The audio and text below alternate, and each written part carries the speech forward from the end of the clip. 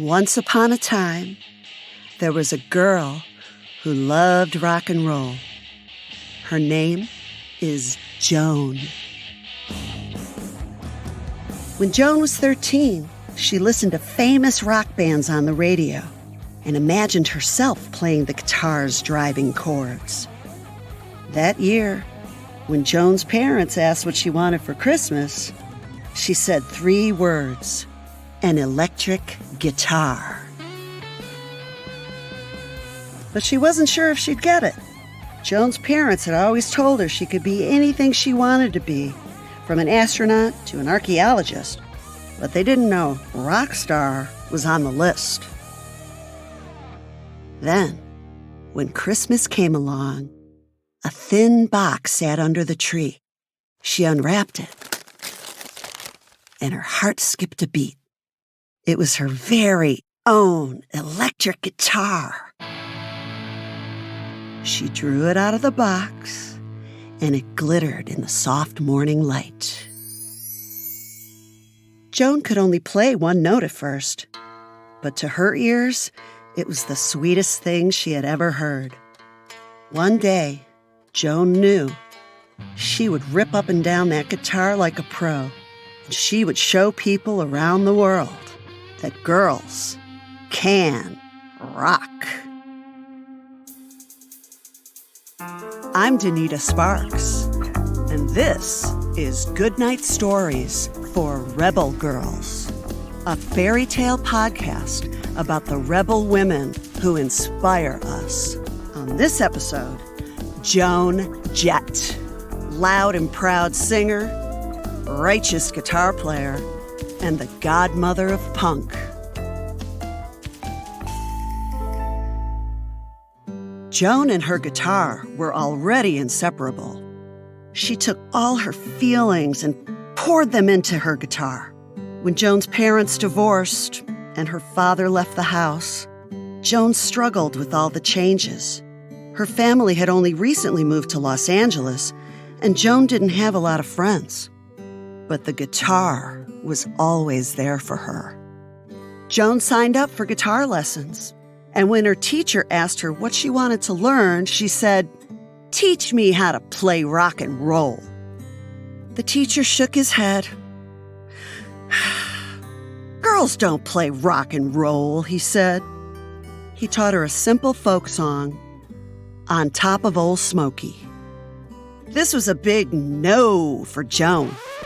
She learned the chords he taught her, but that was her first and only guitar lesson.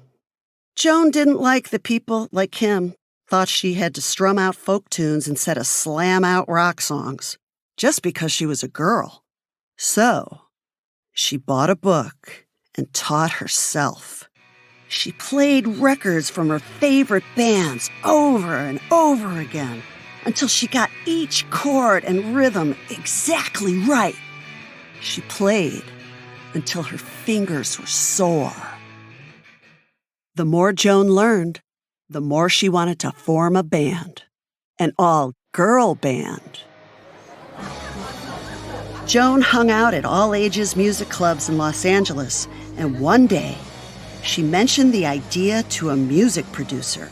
He gave Joan the phone number of a girl who played drums and lived on the other side of town.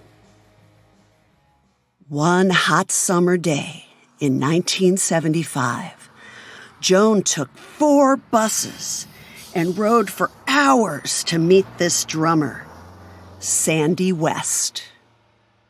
Sandy and Joan had a lot in common.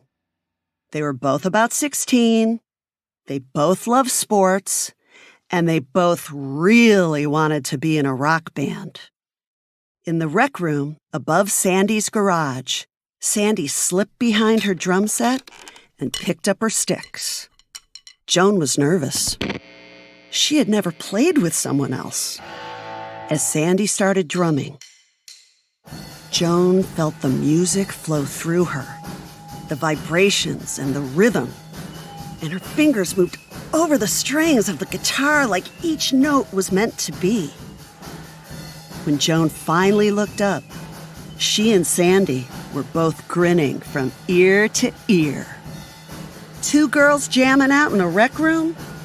Joan didn't think anything could be better than that.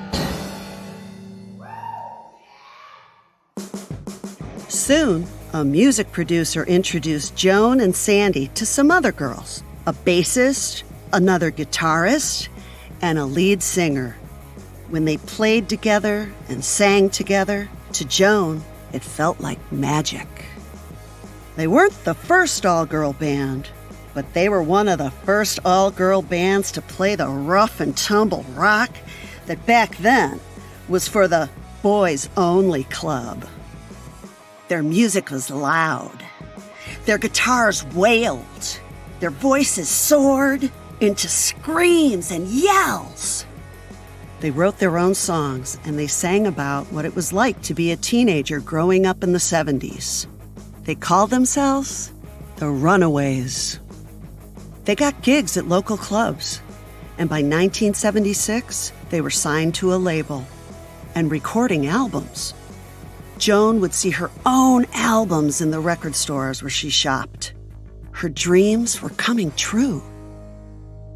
Some teenagers loved the Runaways because they looked and sounded like them. Other people thought an all-girl rock band was like aliens landing on Earth. Something wild and fascinating that you never thought would happen in real life, but that you had to pay attention to. Soon, they had a bunch of loyal fans. But when they were on the road, reporters asked them rude questions. They were less interested in the music and couldn't stop putting the Runaways down for being girls. Then, as they became more successful, people sometimes called them bad names. At some performances, some guys shouted at them, and some even spit on them. Once, Joan was knocked over when someone threw a bottle at her, but she just got back up and kept on playing.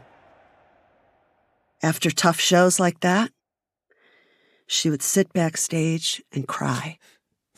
All she ever wanted was to play guitar. Why was it so hard for people to believe that women could rock? But Joan knew they would have to pry the electric guitar out of her hands before she would ever give up. While Joan and the Runaways sometimes struggled in the United States, their albums became #1 hits in other countries, like Japan and Australia. When they toured England, they were met with sold-out shows and adoring fans. And when they took their tour all the way to Japan, thousands of screaming girls and women showed up to cheer them on. Abroad, they were superstars.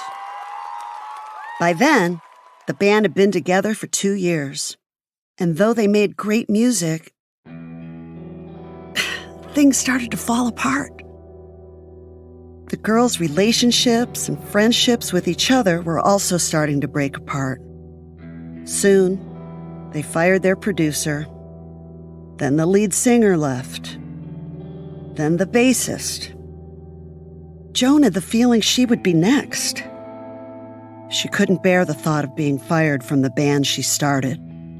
So, as 1978 came to a close, Joan left the band.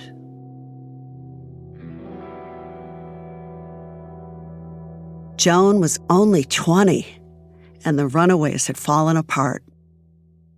As the days went by, depression tugged Joan down.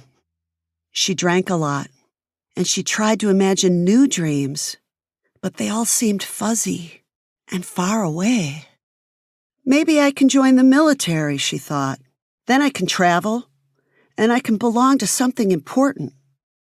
But first, she had to do one more thing. The Runaways had signed a contract to write and perform music for a movie that was actually about the band. Joan didn't think it was right to back out of commitments, so she decided to make good on that promise, all by herself. Joan aimed to write 8 songs in only 6 days, which led her to work with producer and songwriter Kenny Laguna. Kenny was so impressed, he offered to help Joan make a new band. one that she would lead. All Joan wanted was to write, play, and perform music. She wanted to keep making that connection between her songs and the hearts of every person listening in the audience. So, she agreed.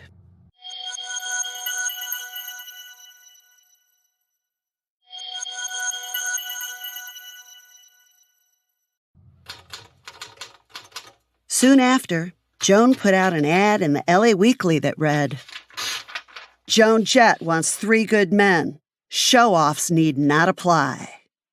Joan knew there was no way she could play with all girls again, not because she didn't love it, but because it would remind her too much of the Runaways. Joan set up for the auditions in a big rehearsal studio in Los Angeles. She felt her hands sweat as she held onto her guitar, waiting. One at a time, musician after musician entered the studio. Together with Joan, they wailed on guitars, plucked notes on electric bass, and hammered at the drums.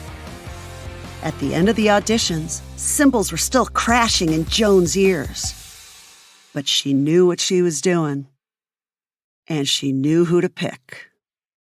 Joan had found her band, Joan Jett and the Blackhearts. Joan sang lead and played guitar, ripping out raucous chords and belting out the song's lyrics. For weeks, they played on Tuesday nights, the slowest night, at a local club in Los Angeles. But within a month, they were playing on the busiest night and selling out the club. Still, they couldn't find a label that would sign them. In fact, 23 labels turned them down. So, they made their own record label, recorded their own album, and sold their records out of the trunk of Kenny's Cadillac after concerts. Joan even had ownership of her own record label, which was almost unheard of for a woman at the time. Eventually, the band moved to New York City, and on the East Coast, their fan base only grew. Soon, at every gig they played, there was a line all the way around the block. Kenny had friends in a big rock band called The Who. They let Joan and the Blackhearts use their recording studio. Soon, the band released an album called Bad Reputation. People loved Joan Jett's voice and her shaggy black hair. They loved her swagger and her black motorcycle jacket she wore. Soon, Joan became a true rock star, and her band's second album has sold over 10 million copies and counting. The first song on the album, I Love Rock and Roll, soared to the top of the charts and was the #1 song in the United States for 7 weeks. Soon after that, Joan Jett and the Blackhearts traveled the world, playing under bright lights before screaming fans that sang along to every word of their songs. Joan Jett and the Blackhearts continued making music for decades, but they knew that any band was only as good as their last album, and some albums did better than others. But no matter what, Joan kept playing and singing, and the band kept touring, performing at the tiniest gigs and the hugest stadiums. Then, in the 1990s, Joan took on a new role. She helped produce other rock, punk, and feminist bands. She remembered what it was like in the Runaways, and how so many people had told her that girls couldn't play guitars. She remembered guys in the audiences throwing things, and how interviewers had asked her if she was planning to get married instead of asking her about music. It had always made her so angry. But now, she could do something about it. So she used her power and influence to help other women musicians and punk rockers find their way to success and make their voices heard.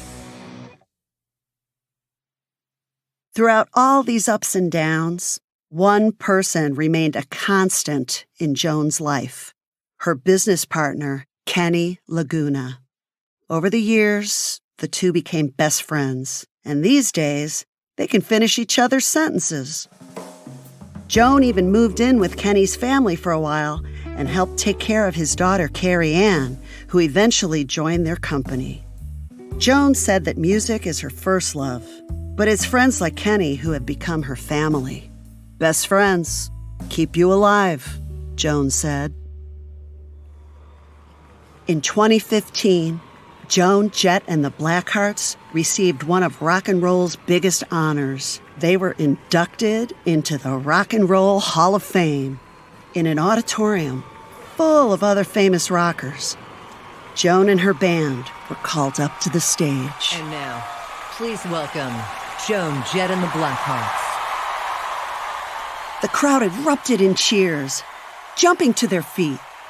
Joan sauntered up to the podium in her black motorcycle jacket with a big smile on her face, and Kenny and her bandmates right behind her. The audience continued to clap, whistle, and shout. Soon, Joan's eyes filled with tears. I was really going to try not to cry and be tough, but that's a little overwhelming there. Thank you very much.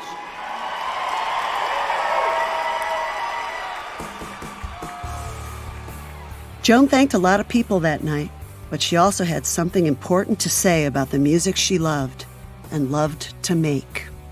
I come from a place where rock and roll means something, she said.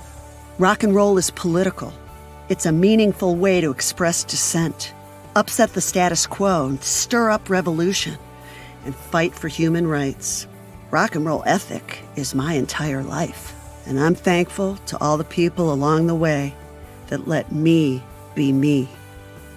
Of the 921 people inducted into the Rock and Roll Hall of Fame from 1986 to 2021, Joan Jett remains one of only 76 women bestowed that honor. 1, 2, 3, 4. Joan Jett blazed a trail into the world of rock, and each time she got knocked down, she just got back up again. Today, rockers of all genders continue to be inspired by Joan, her music, and her never-give-up attitude. So if you've got an itching to pick up some drumsticks, jam on a guitar, or sing your heart out, don't let anyone tell you you can't. As Joan sang in one of her songs, a girl can do what she wants to do, and that's what I'm gonna do.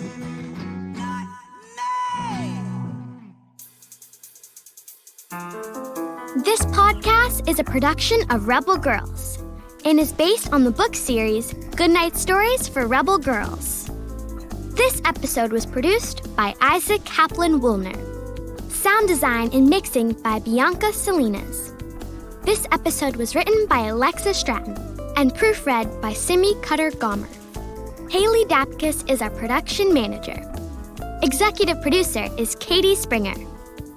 Original theme music was composed and performed by Elettra Bargiacchi. A big thanks to the whole Rebel Girls team who make this show possible. For more, visit rebelgirls.com. And if you like what you heard, don't forget to rate and review this episode and share it with your friends. Until next time, stay rebel.